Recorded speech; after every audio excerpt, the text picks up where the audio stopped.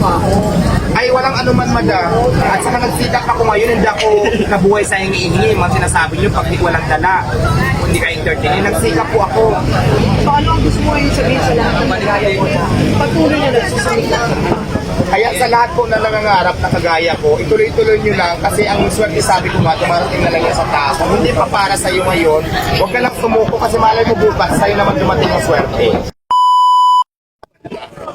Tapos syempre, di ba, yung mga ibang picture kung ano na sa buhay ng pinaglalaban. So, ako naman talaga minsan, busy sa news natin, di ba?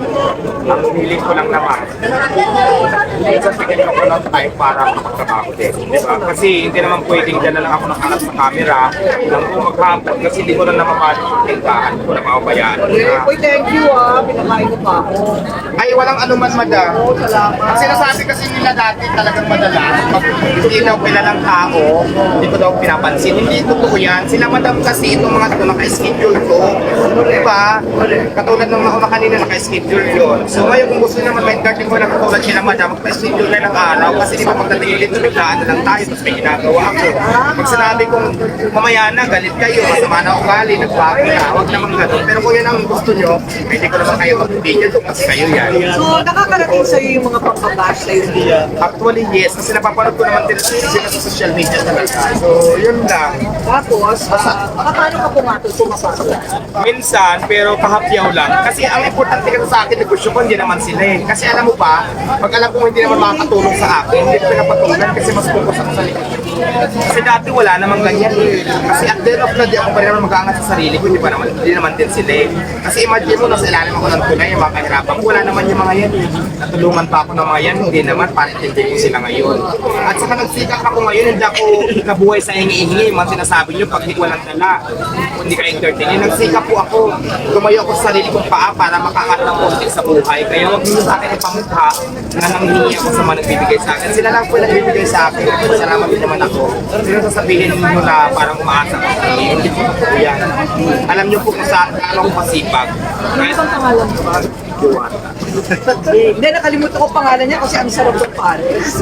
Nakakalimutan mo yung pangalan mo kasi masarap. Salamat, madam. Diwata nga pala. Okay, sige. So, yung bumugbog pa sa'yo, tawag nila. Wala na yun kasi actually yung isa nga nandito na sa akin nakatrabaho. Di ba, friend ko rin naman yun sila, kasama ko sila ng tulay. Pero okay na yun. Sabi ko, lesson learned. Lahat ng pagkakamali natin sa buhay, sana matutunan natin. Kapag binagaan sa'yo na binigyan ka ng kotse, binigyan ka ng milyon, anong balak mong gawin? Actually, tinabi ko yung pera para for my future kasi plano ko talaga mag-expand pa ng Diwata Paris. So, lahat ng binigay nila sa akin, actually si Madam Rose para nagbigay niya sa akin.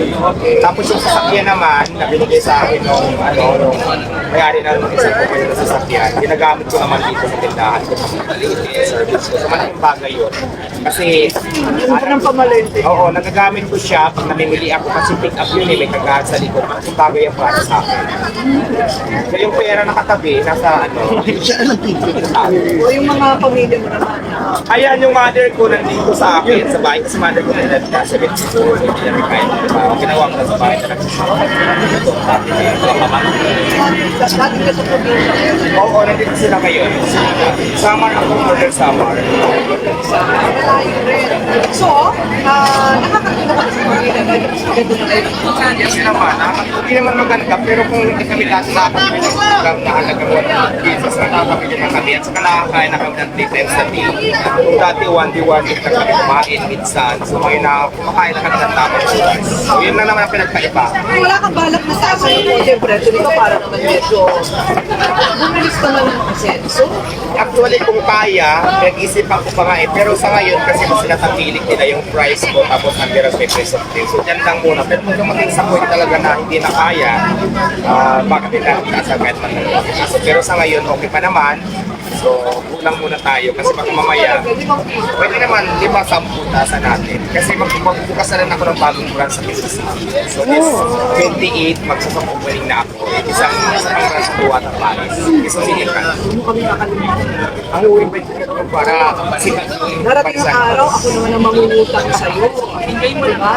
So ano ang gusto mo ngayon sabihin sa lahat ng nagaya mo na patuloy na nagsusunod na Kaya sa lahat po na nangangarap na kagaya ko, ituloy-tuloy nyo lang kasi ang swerte sabi ko nga, dumarating na lang yan sa tao. Kung hindi pa para sa iyo ngayon, huwag ka lang sumuko kasi malay mo bukas, sa'yo naman dumating ang swerte.